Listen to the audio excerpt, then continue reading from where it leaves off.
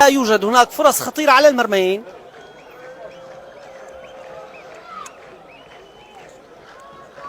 يوسف الحموي عم تقطع منه الكرة، تمرير خاطئ، وهنا تسديدة خطيرة جدا على مرمى أحمد مدنية. وأحمد مدنية مرت جانبية على مرمى منتخب سوريا،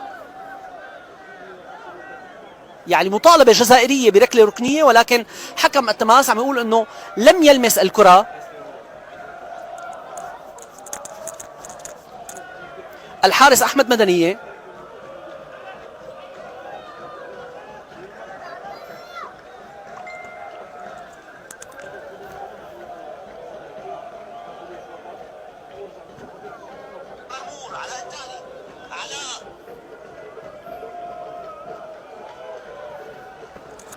كرة طويلة من أحمد مدنية باتجاه كرم عمران. يوسف الحموي، إصابة لأحد لاعبي المنتخب الجزائري.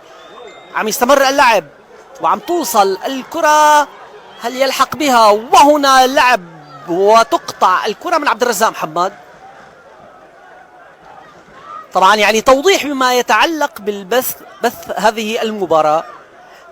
لم ينجح المنتخبان بتسويق هذه المباراة. السبب بأنه أغلب القنوات حاليا منشغلة بكأس العالم ولا يوجد اهتمام كبير في المباريات الودية، وعلى هذا لم يتم تسويق المباراة من الجانبين. ويعني المكتب الإعلامي وإدارة الاتحاد العربي السوري وإدارة المنتخب السوري قررت نقل هذه المباراة عبر الصفحة الرسمية للاتحاد لكي لا تحرم الجماهير السورية من مشاهدة المنتخب في هذه المباراة الودية، اللي تعتبر هي المباراة الودية الثالثة للمنتخب السوري بقيادة الكابتن حسام السيد بعد المشاركة بدورة الأردن الدولية في الشهر الماضي. الكرة مع المنتخب الجزائري اللي عم يحاول وأفضل وأخطر بهذه الفترات، وكرة تبعد من الدفاع، كرة مرتدة على الدالي ولكن تضيع من علاء، بحاجة أكبر إلى مساندة هجومية مع علاء الدالي. كانون الثاني وحتى الرابع من شباط. كرة إلى داخل منطقة الجزاء سهلة على حارس مرمى منتخبنا الوطني ونادي تشرين أحمد مدنية، بطل الدوري مع نادي تشرين في المواسم الثلاث الماضية.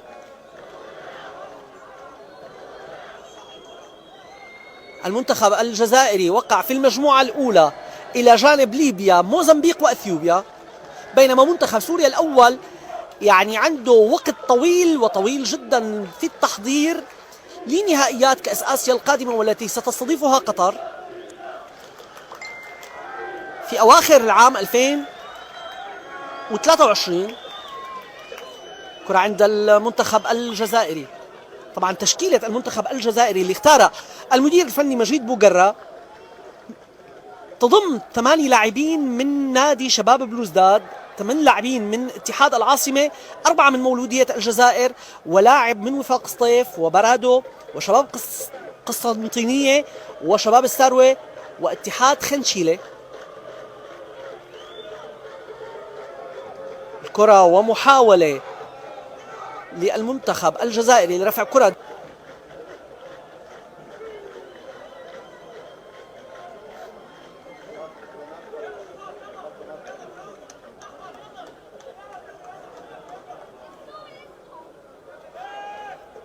كرة تنفذ وتقطع من جديد وتخرج إلى رمية تماس لمنتخب سوريا.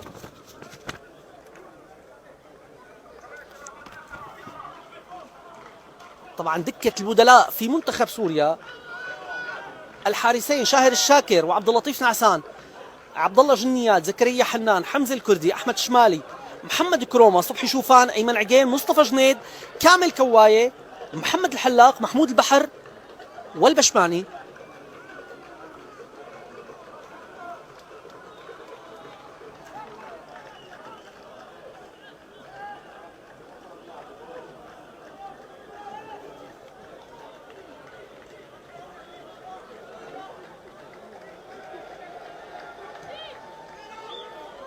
كرة جزائرية عم تنقطع من قلب دفاع منتخبنا ثائر كروما.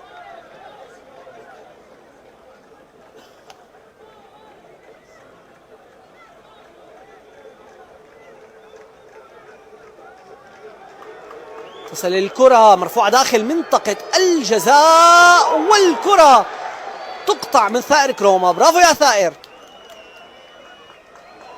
مرة جديدة محاولة جزائرية داخل منطقة الجزاء ومقطوعة من كرم عمران اللي عم يحاول بهذه الكرة وأيضا عم تقطع الكرة.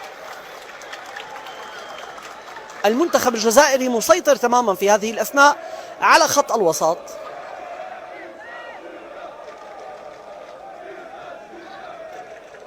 وعلامة امتياز حتى الآن لخط دفاع منتخب سوريا المكون من اللاعبين عبد الرزاق محمد، ثائر كروما، ويوسف الحموي، بالاضافه الى اللاعبين خالد كردغلي وكرم عمران اللي عم يعملوا مسانده دفاعيه.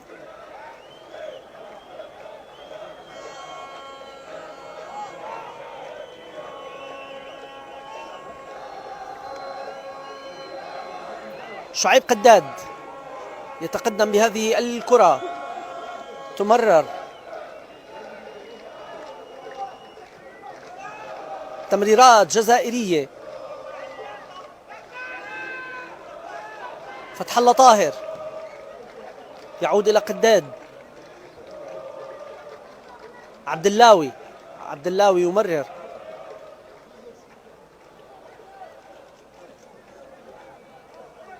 عشرين لاعب أو 21 لاعب من أصل 22 موجودين في نصف الملعب، يعني فقط الحارس الجزائري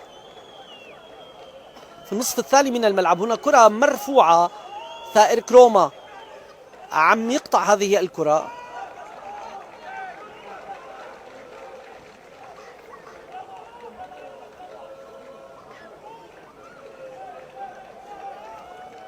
مرة جديدة مع المنتخب الجزائري. كرات متبادلة سريعة ومحاولة جزائرية جديدة. كرة فتح الله طاهر عم تقطع من عبد الرزاق محمد، وكرة ركنية، ركلة ركنية أولى للمنتخب الجزائري في المباراة مع انتصاف الشوط الأول. 22 دقيقة والنتيجة ما تزال تشير إلى التعادل السلبي بين منتخب سوريا ومنتخب الجزائر في هذه المباراة التي تقام على أرضية استاد الشارقة في الإمارات العربية المتحدة.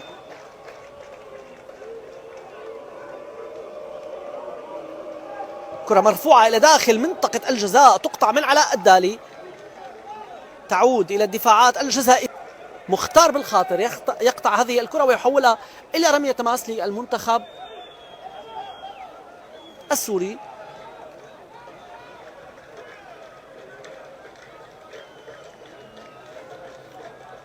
على التنفيذ كرم عمران، لاعب نادي الفتوة في الموسم الحالي واللي كان بنادي الوثبة في الموسم الماضي.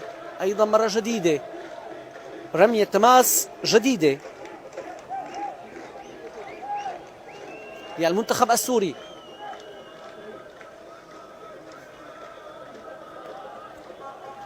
لما زلنا ننتظر أن نشاهد الفرصة الأولى لمنتخب سوريا في هذا اللقاء بعد مرور 26 دقيقة. تشجيع كبير من الجماهير السورية المتواجدة على مدرجات ملعب واستاد نادي الشارقة. الكرة عم توصل لكرم عمران، كرم عمران عم يحول الكرة إلى المرمور إلى الأشقر، وهنا الكرة قبل أن تصل إلى مصطفى الشيخ يوسف عم تقطع من الدفاعات الجزائرية. شعيب دباح، والكرة هنا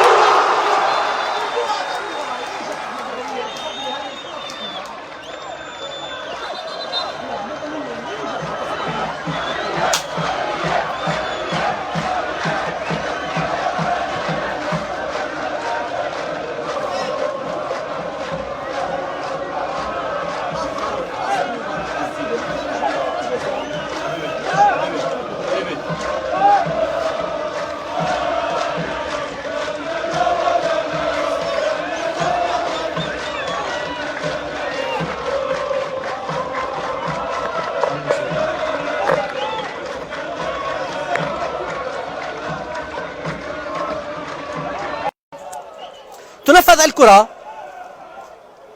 تصل إلى محمد المرمور.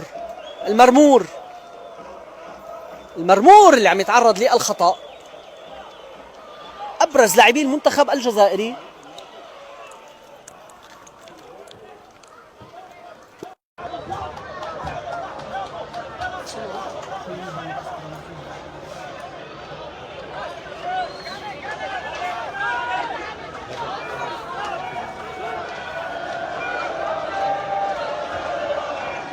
ضربة حرة للمنتخب سوريا في هذه الأثناء، مرفوعة إلى داخل منطقة الجزاء وتصل سهلة إلى حارس مرمى المنتخب الجزائري أليكسيس كونيز.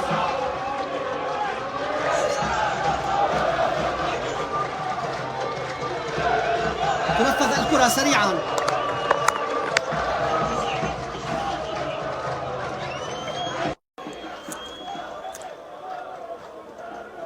كرة محولة إلى الجهة اليمنى للمنتخب الجزائري، تعاد إلى خط الدفاع.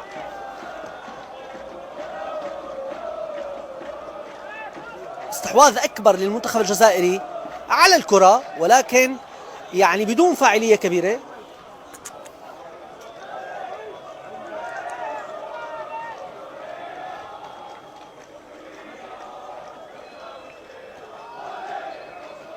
حتى الآن يعني أخطر فرص المباراة كانت في الدقيقة 29، تسديدة من خارج منطقة الجزاء والتصدي لأحمد مدنية. أيضا في لاعب خامس من مدرسة نادي تشرين، وحاليا متواجد أيضا في نادي الاتحاد، مصطفى الشيخ يوسف ابن نادي تشرين، أيضا متواجد بالتشكيل الأساسي لهذه المباراة.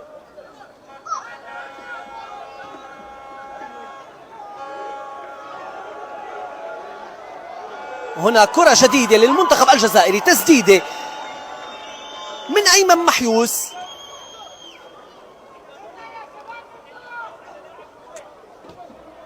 تبعد من الدفاع السوري. حتى الآن تركيز دفاعي جيد من مدافعي منتخب سوريا ومن لاعبي خط الوسط. يعني عم نشوف دائما في خطين دفاع للمنتخب السوري، وعلاء الدين الدالي حتى أيضا عم يرجع وعم يشارك ب الحالة الدفاعية. محاولة جديدة للمنتخب الجزائري، كرة خطيرة، والكرة عم يقطعها خالد كردغلي. برافو خالد، محاولة كان لازم يكون في تصرف أسرع بالكرة من خالد كردغلي. والمعالج عزت شقالو، والمدلك وسام سلوم، او عفوا هنا الكرة تقطع طبعا، بدون ما ننسى ايضا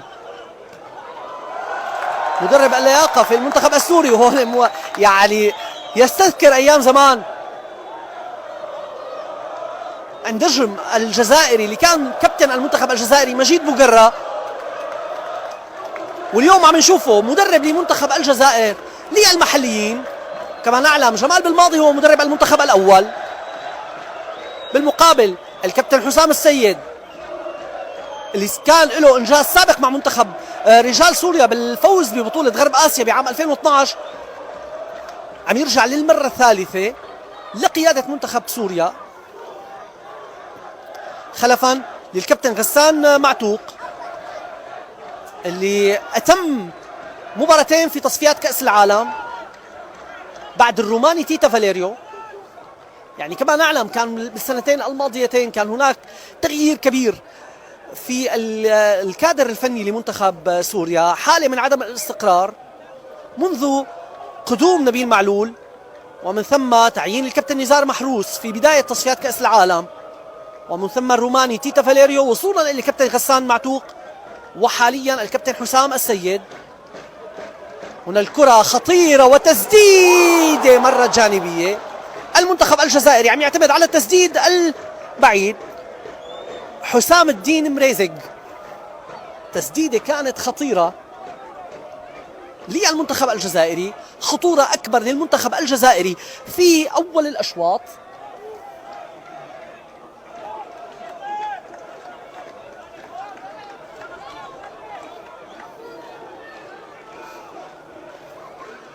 العديد من الخيارات في التشكيل.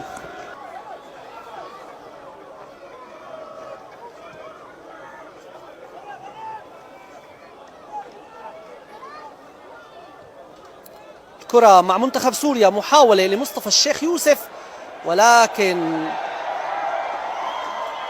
عم تقطع الكرة، ما عم يلحق فيها الشيخ يوسف، وعم ترجع محاولة جزائرية جديدة. برافو لكرم عمران، محاولة سورية. المرمور عم يتقدم بالكرة بين اثنين من اللاعبين، والكرة عم تقطع. يعني دائما بحاجة إلى أن يكون هناك تصرف أسرع بالكرة. أحمد الأشقر عم يخسر هذه الكرة، ترجع هجوم للمنتخب الجزائري اللي عم يحاول كسر التكتل الدفاعي السوري. كرة على الجهة اليسرى إلى داخل منطقة الجزاء، ويوسف الحموي عم يقطع الكرة وعم يحولها إلى رمية تماس. رمية تماس لمنتخب الجزائر.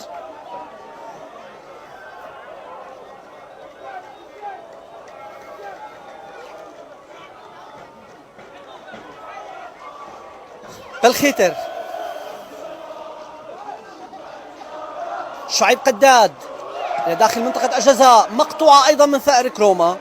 علامة الامتياز للثلاثي الدفاعي السوري، ثائر كروما، عبد الرزاق محمد، ويوسف الحموي، اللي لحد الآن عم ينجحوا بقطع جميع الكرات على المنتخب الجزائري. هنا توغل داخل منطقة الجزاء والخطأ لصالح منتخب سوريا. لمسة يد على اللاعب شعيب قداد، مدافع المنتخب الجزائري اللي دخل في الكرة الماضية وعمل إضافة هجومية وحاول الدخول إلى داخل منطقة الجزاء. سقط على أرض الملعب والحكم احتسب لمسة يد لصالح المنتخب السوري. أحمد مدنية على التنفيذ. الهدف المعلن للكابتن حسام السيد أن يعني يخفض معدل أعمار اللاعبين في المنتخب إلى حدود 24 سنة، كما ذكرنا، بالاعتماد على مجموعة من لاعبي الدوري المحلي، بالإضافة إلى الاستعانة بلاعبين محترفين في أوروبا وأيضا محترفين في الدوريات العربية بحسب الحاجة وبحسب المراكز وبحسب ما يرتئيه الجهاز الفني لمنتخب سوريا. طبعا إذا بدنا نكمل، الكابتن ربيع سلوم هون الكرة محاولة جزائرية والخطأ للمنتخب الجزائري. خطأ للمنتخب الجزائري بعد عرقلة اللاعب أيمن محيوس. بطاقة صفراء أو لا، يعني ما انتبهت أنا إذا كان في بطاقة صفراء. لا، ما في بطاقة صفراء، لأنه شفت الحكم مد إيده على جيبته. يعني أنا فكرت أنه كان في بطاقة صفراء للاعب منتخبنا أحمد الأشقر. حتى الآن مباراة نظيفة، لا يوجد بطاقات ملونة للمنتخبين. أخطر الفرص للمنتخب الجزائري، حرة مباشرة، 3 لاعبين يقفون أمام الكرة. يوسف العوافي، فتح الله طاهر، واللاعب مختار بالخيتر.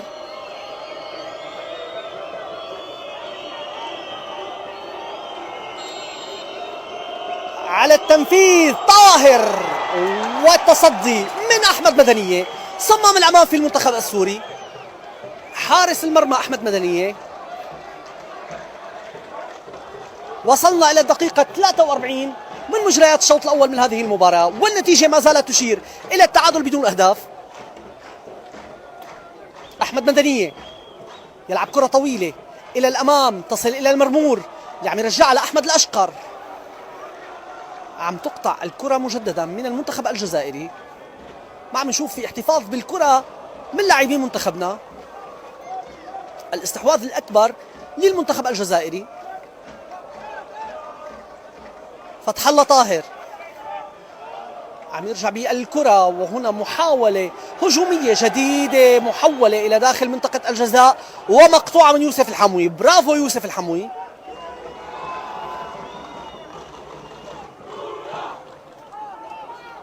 كرة تعود مجددا للمنتخب الجزائري.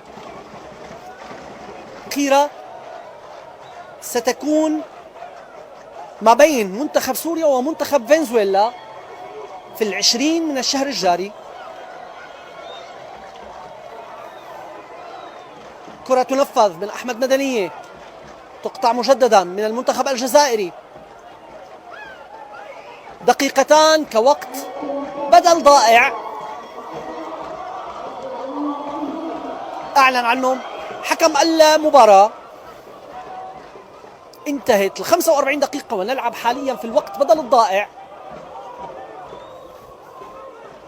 محاولة جزائرية جديدة على حافة منطقة الجزاء. كرة مرفوعة لداخل منطقة الجزاء مقطوعة من يوسف الحموي. العبء الأكبر على دفاعات منتخب سوريا في الشوط الأول من هذه المباراة.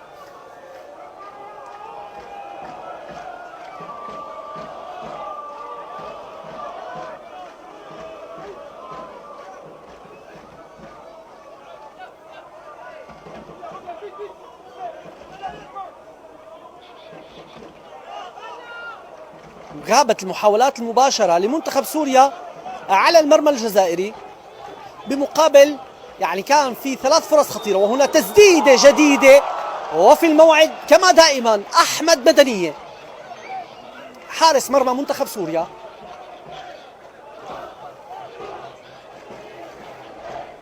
والجماهير السورية تهتف لحارس مرمى منتخبنا أحمد مدنية، اللي عم نشوفه أساسي في الفترة الماضية. الكرة عم تقطع مرة جديدة للمنتخب الجزائري. المحاولة الأخيرة في الشوط الأول مرفوعة إلى داخل منطقة الجزاء، تمر من الجميع تصل إلى خالد كردغلي اللي ما بيقدر يسيطر عليها. كرة جزائرية عم تطول على الجميع وعم تخرج إلى ضربة مرمى للمنتخب السوري. يعني نحن بانتظار ما ستسفر عنه تبديلات المنتخب السوري في الشوط الثاني لنشوف تحسن في الحالة الهجومية بشكل أكبر. يعني في الشوط الأول لم نشاهد هذه يعني زخم هجومي كبير.